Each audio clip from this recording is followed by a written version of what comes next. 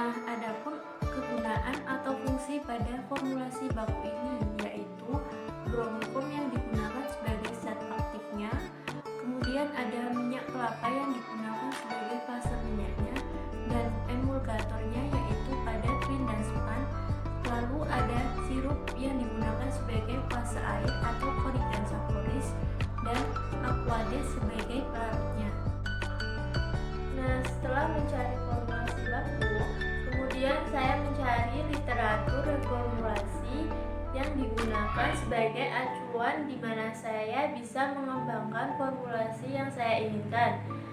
Pengembangan formula ini didapat dari jurnal dengan judul Optimasi Formula Emulsi dengan Kombinasi Minyak Zaitun dan Ekstrak Buah Alpukat dengan menggunakan metode Factorial Design yang diterbitkan pada tahun 2018 oleh penulis Rahmat Rinaldi. Nah, jurnal ini melakukan penelitian terhadap kombinasi ekstrak buah alpukat dengan minyak zaitun dengan membandingkan 3 formulasi yang berbeda jumlah konsentrasi yang dipakainya. Berikut formulasi. Kemudian dari tugas akhir ini menunjukkan bahwa formulasi yang dibuat bagus adalah pada formulasi yang keempat dengan hasil stabilitas atau fisikokimia pada minyak zaitun dan ekstrak buah alpukat yang baik. Setelah melihat beberapa hasil fisikokimia dari literatur formulasi tadi, maka terlihat bahwa formulasi keempat dengan formula sebagai berikut.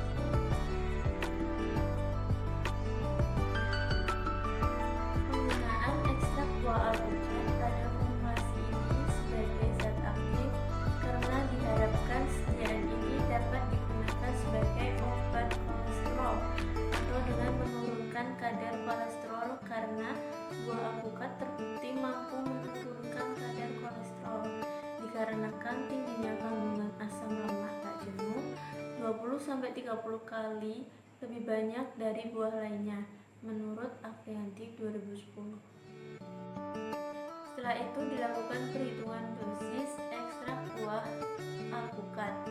Dosis yang digunakan adalah dosis ekstrak buah alpukat yang memiliki aktivitas menurunkan kadar kolesterol total pada tikus Wistar jantan yaitu 125 mg per 200 gram berat badan tikus Wistar jantan menurut Abraham T. Sulindra 2016. Setelah itu konversi dosis ekstrak buah alpukat pada tikus memiliki hasil sebanyak 625 mg per kilo.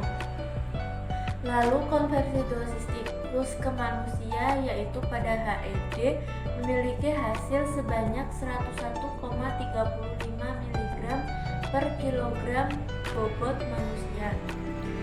Setelah itu melihat nilai, maka dosis DO yang diambil pada ekstrak buah alpukat adalah sebanyak 6000 mg atau setara pada 6 gram.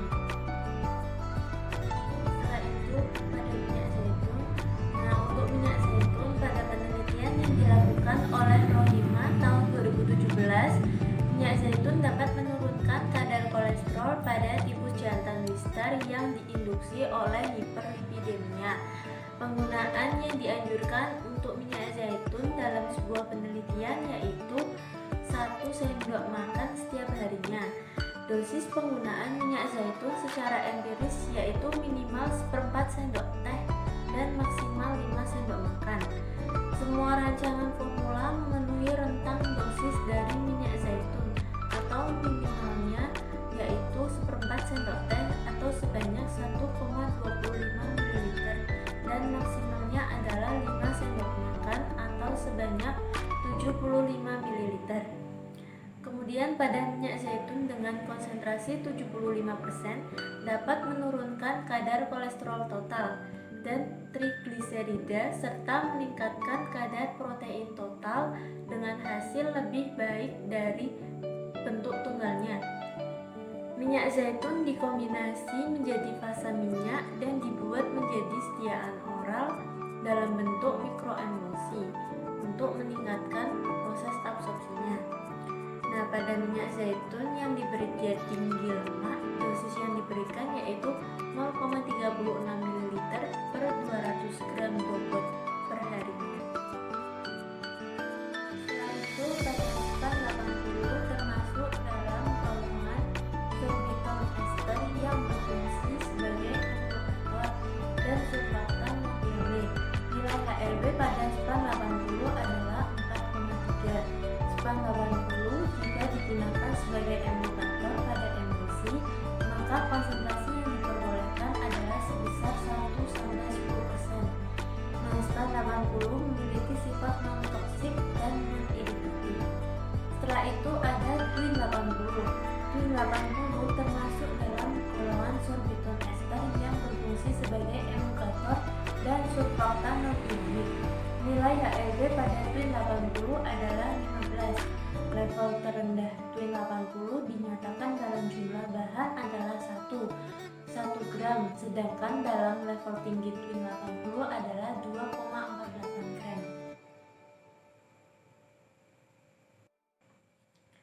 Setelah mencari literatur formulasi tadi, nah pada formulasi ini yaitu formulasi pada poin nomor 2 yang digunakan. Berikut formulasinya. Untuk formulasi tersebut adapun fungsi atau kegunaannya yaitu pada ekstrak buah alpukat yang digunakan sebagai zat aktif untuk menurunkan kadar kolesterol dalam tubuh dan juga sebagai antibakteri.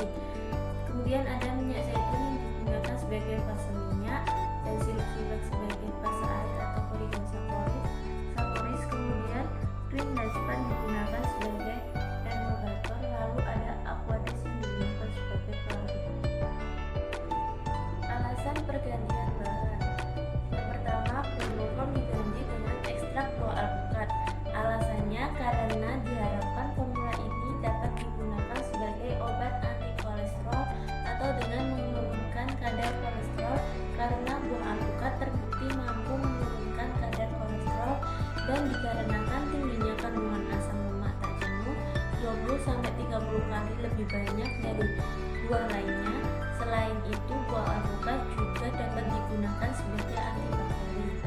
Kemudian yang kedua yaitu minyak kelapa diganti dengan minyak zaitun atau olive oil.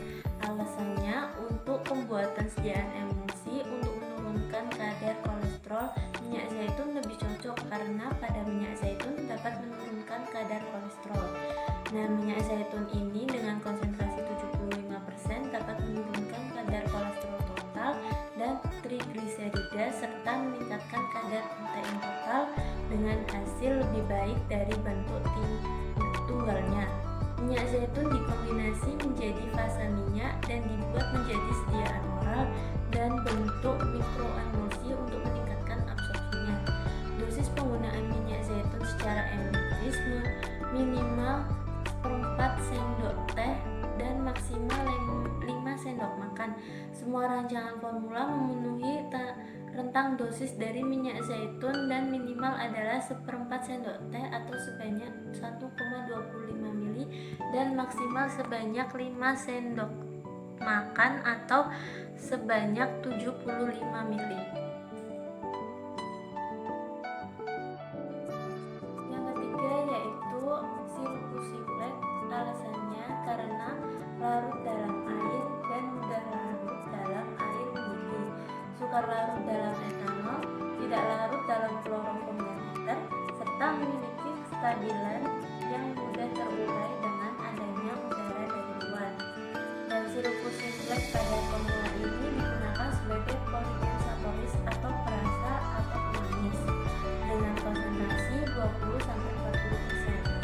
Yang keempat yaitu span 20 diganti dengan span 80.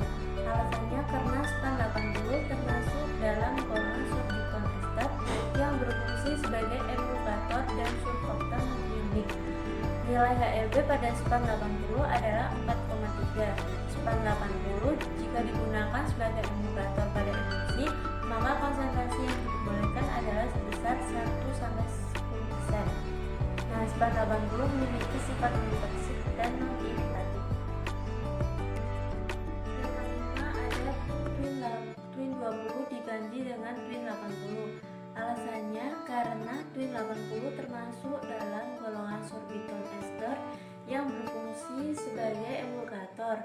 adalah surfaktan non-ionik.